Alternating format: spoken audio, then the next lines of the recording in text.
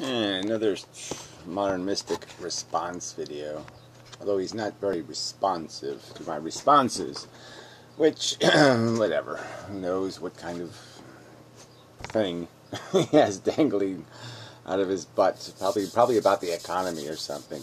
Offended his extensive research by calling bullshit. Anyway, who's got time to figure it all out? Not important, really. I think the subject's more important. So, in his last video, he said self about 7 million times. Okay, so we do, there's no such thing as altruism. And, yes, I agree. It's not a very useful word. But the non-existence of it doesn't have much to do with some sort of, what selfishness becomes. As I've pointed out, what really takes place is ideas convince us that it's in our self-interest, okay, to do things that are not in our self-interest. Alright, yeah, that's the way it works out, though. We are convinced that we will get some higher value, something not lizard food, something not ape food, but some higher thing will be, some higher goal will be scored, and therefore we will gain our self-gratification, our selfishness will be satisfied, because we made a good job of it, kind of thing. So it's not the end or the means. It's complicated. It's probably not really very complicated, and that's sort of the point here, is to try to get to the non-complication. But I don't think the camp Nixat is quite the right view. I think what he's saying is some sort of monkey see, monkey do, some sort of, it's in our genetics or something. He almost talks as if ideas have no power, as if I couldn't say a sentence, just one sentence of words, and alter his programming. I think I can. It's possible. Yeah, very realistically possible. So, how to explain this? So I would look, obviously we're not a lizard, and we're not an ape, but I think these metaphors are somewhat useful in just understanding that the ape that we are has a lizard history. We have an evolutionary history. So if you think of the the ape inside of you as being what you are, as a biological organism, and think of the lizard, the lower part of our brain, as just a metaphor for the fact that we have evolved to where we are, that there's lower order programming still inside of us, still sits in there running all the time, and the ape is dealing with that. The ape is training the lizard, and that there's some human thing on top of that, and the human thing would just be understanding. It would be our memes, our ideas, these new themes, programs, notions, principles. There's probably a few words you could put on this list of things that are vacuous in terms of they're not things, but they are what makes humans different than apes. So it's the augmentation to the ape. It's not a physical augmentation, it's completely an environmental programming augmentation. The program comes from the external world, it isn't manifested in the internal world. So all there is in the internal world, in the mechanical world, is ape and lizard. And it's this idea world that creates this new layer that isn't physical in terms of its composition. I mean, the physical change in our brain is very subtle to allow us to do the language thing. It's the language thing that gives us access to all of these new this new programming. So it's not a physical thing in that sense. Obviously there's a physical change that separates us from apes, but that's a minor thing compared to the weight of what it accesses. So it's almost like opening a new sense. It's like a sixth sense, the sense that allows you to understand language, to learn from the past in a more explicit way than monkey see, monkey do. It's definitely more complicated than that. So what I want to get to is some idea of the hierarchy of ideas, the hierarchy of influence. Yeah. So I said altruism is crap as a psychological concept. So it's, crap as apes aren't unselfish. And so the ape can't be unselfish. So as a psychological concept, the ape is the psychology. You just can't be altruistic. You're going to do it because you have some sort of emotional reason to do it, because some emotion compels you, some crude program of attachment, some more visceral reaction like a bad smell and you'll wince and turn your head kind of reaction. It's a much more mechanical, and it has nothing to do with any idea. But I put a but altruism isn't crap as a behavior, as a factual idea that something has been influenced in such a way as to make it behave in a way that has no direct self-interest. So it's almost like you can think in terms of we can often in our behavior compromise the present for a long-term goal. So we can endure some sort of brutality or hardship because we know there's an oasis across the desert. We know there's a prize for it. And so we're doing something that looks self-destructive, but it's not, because we know it's worth something. So if there was two organisms and one could see the oasis and one could not see the oasis, one isn't going to be able to walk across the desert because their ape is going to say, "Hey, fuck you. That's stupid. I ain't walking out there. It's hot and crappy." And so it's only going to be the the thing that can see the grander purpose, the greater objective, the better principle, the I'm in the trophy room getting the badges placed on the appropriate place, declaring me great. It's only because they can see the award ceremony that they're able to be altruistic. And some of these award ceremonies are just being able to live with yourself, satisfying your own requirement not to fart in public, not to humiliate yourself in some way, to degrade yourself by doing something you know is wrong, and you know that, well, I know there's about 5 other people on planet Earth that might realize I'm being a selfish pig, so I won't do that. Even if it's only a small number of people that'll catch you being selfish, they're out there, and so, you're going to do it right, because somebody's watching, even if it's only you. So I think that altruism is a concept, but it isn't a mechanism of native psychology. The native psychology is short-sighted, and it's only doing this idea thing, prime directive thing, that gives us greater sight, more complicated sight. So that's what it comes down to, is more complicated programming. So, I can do something in eye reaction.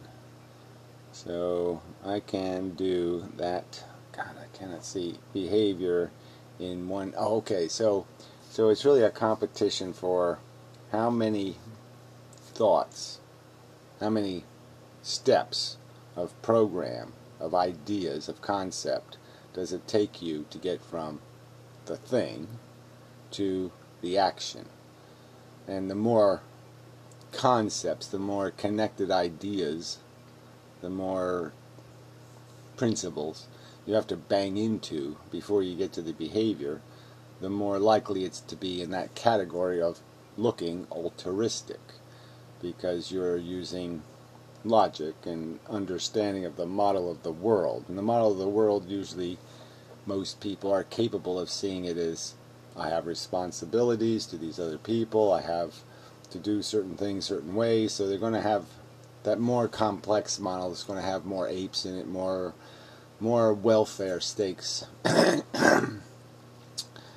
And so they're going to, it's a cascade of associated words, of concepts, and they'll get to something eventually. They'll run into something like, don't fart in public, don't humiliate yourself, don't do something to degrade yourself. Then we'll call that a prime directive. We'll call that a new theme that has been made reflexive.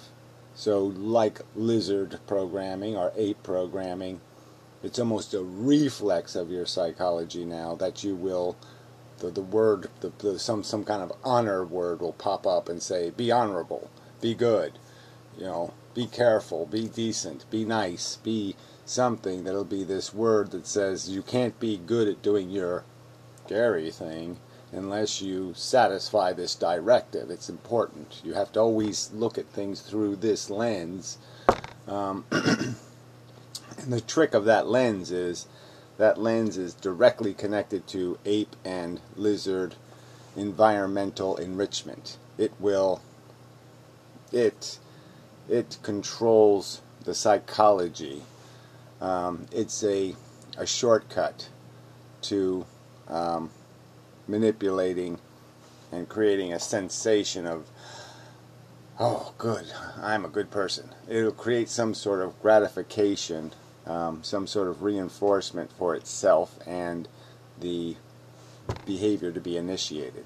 Some sense of, yes, this is the right thing to do. It'll validate it because it has direct tentacles, strings tied to the ape and the lizard, and can puppet them to make you feel good, to validate what you're after or to negate what you're after. So your brain associates choices, different right or left, and it associates those things through this cascade of word association until it hits a prime directive, an idea that's really firm. And once it hits one of those, bang, it's left, it's been validated. Or one of the things will be devalidated by a strong prime directive, don't be an asshole. So if my vision allows me to see, my cognitive map making, my memes and understanding of how the world works allows me to see that the left choice is going to mean I might be an asshole, then I'm going to have this visceral ape reaction. Asshole is a bad thing, don't be an asshole. And because, but the ape's really just saying, me lose power, me lose authority, me lose credibility. So the ape's worried about something else, but the emotional response is still the same, which is negative, and that's all you really need, is to get that negative influence tied to that choice for you to go that way. So I think that's a better camp perspective on what's happening. The self is an illusion, okay? We are just lizard programs, really old programs, more sophisticated emotional blah blah blah programs, ape, and now these higher order programs that don't have any physical wiring at birth, They're not trained through maturation. They're not monkey see, monkey do, kind of programming. They're idea programming, okay, that takes quite a while before that stuff gets turned into conceptual prime directives that become as powerful in terms of behavior modification as the most visceral of lizard reactions. So someday I suppose I should draw a map of it, but you're going to imagine it has some sort of cascades. I mean, cascades of input nodes. Okay, so idea connected to idea connected to idea connected to idea, prime directive, which creates a reflex, idea connected to idea connected to idea. So it's like a pitcher throwing a ball, right? He says, okay, I just threw a curveball, I think I'll throw a fastball, that'll throw him off, and then he reflexively just says to the body, fastball. And so your brain in this creation of your honor code is doing the same kind of thing. And then there's first a process to figure out what's the pitch to throw, and then the reflex to, okay, I've manipulated the lizard before and I've gotten him to throw one of those, so let's do that. And your brain's doing that in your subconscious too, and it's all subconscious. You don't think your way through your behavior. You just decide on it in this way where all your brain's looking for is, let me hit something that's a prime directive. Let me hit something solid. As soon as I hit something solid, that's going to probably be the thing that just says decision is made.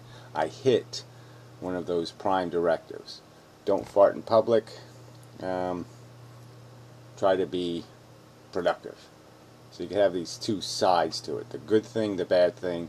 And as soon as the thing trickles down on a little, ping, ping, ping, ping, ping, ping, as soon as it hits one of those, the yes or no answer is going to be provided. It has to hit us. That's where the strength, that's where weak program and strong program comes into this thing. And it just really has to do with is how close to the lizard have you got the programs? How direct, can you tickle it or poke it with a program that now has been called something like, I have a principle. Yeah. And so, wrapping up, I'm just saying that there is a kind of altruism built into the principles. The principles have character and integrity as logical constructs, and the game is really just making us capable of seeing the value, the bigger value in doing something, and making that bigger value, I'm personally hungry for it. I need it. So it's like allowing you to see something far away, and then your brain sort of coats it in chocolate. So you have some reason to go get it, to chase it. And so you'll go after the bigger ideal, because it has been created in your brain, the connections that say, that's what I want. I have a taste for it, a need for it. So I guess I'm just trying to say this isn't just monkey see, monkey do. It does have a character to it in terms of the power of understanding, of logic.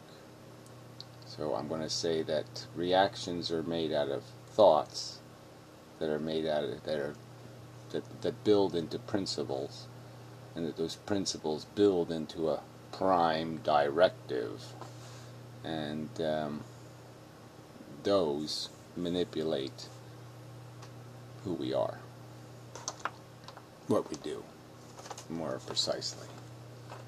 They pull the strings on the ape, and the ape pulls the strings on the lizard. I think that's...